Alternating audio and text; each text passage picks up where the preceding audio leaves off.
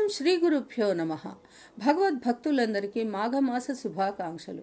ఈరోజు మాఘ బహుళ పంచమి సోమవారము శివునికి అత్యంత ప్రీతికరమైనది. పరమేశ్వరుడు భోళాశంకరుడు కోరిన వారికి కోరిన వరాలు ఇస్తాడు. కేవలం ఆయన భక్తి శ్రద్ధలతో మనసు నర్పించి స్మరిస్తే చాలు. ఈ యొక్క మాఘ పురాణంలో ఈరోజు ఒక కథ ఉన్నది, విచిత్రమైన కథ ఉంది. ఇందులో ఒకసారి బ్రహ్మదేవుడు పరమేశ్వరుడు వారిలో వారు నేను అధికుడుండంటే నేను అధికుడని వాదించుకుంటున్నారు. అప్పుడు వారి మధ్యలో ఒక పెద్ద విచిత్రమైన రూపము ప్రత్యక్షమైంది. ఆ రూపం ఏంటా అని చూశారు వాళ్ళు.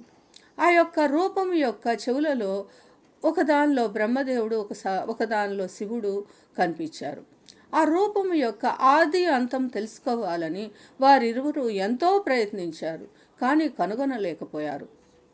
అప్పుడు ఆ రూపం ఇలా చెప్పింది: ఓ బ్రహ్మదేవ, పరమేశ్వర, నేనే శ్రీమన్నారాయణుడను. మనము ముగ్గురము సమానమే, మీలో మీరు కలహించుకోవలదు. నువ్వు బ్రహ్మదేవ, నువ్వు సృష్టి చేస్తావు. పరమేశ్వర, నీవు లయకర్తవు, నేను స్థితికర్తను.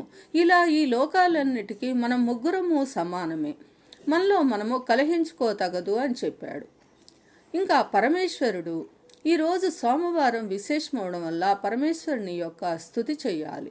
స్తుతి చేస్తే ఆ దేవుడు మనకు సకల శుభాలు ఇస్తాడు.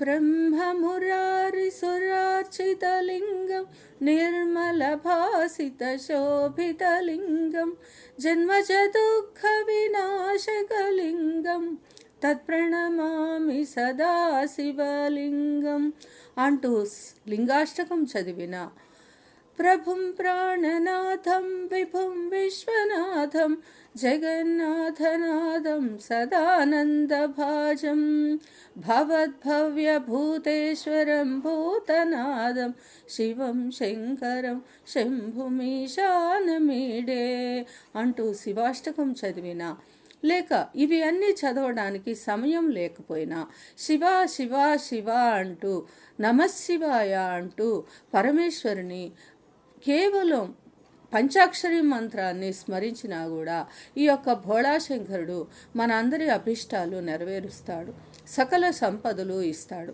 లేక త్రిదళం త్రిగుణాకారం త్రినేత్రం చ త్రియాయుధం త్రిజన్మ పాప సంహారం ఏకబిల్వం శివార్పణం అంటూ వీలైతే ఒక మారేడు దళాన్ని పరమేశ్వరునికి అర్పించిన సకల శుభాలు కలుగుతాయి.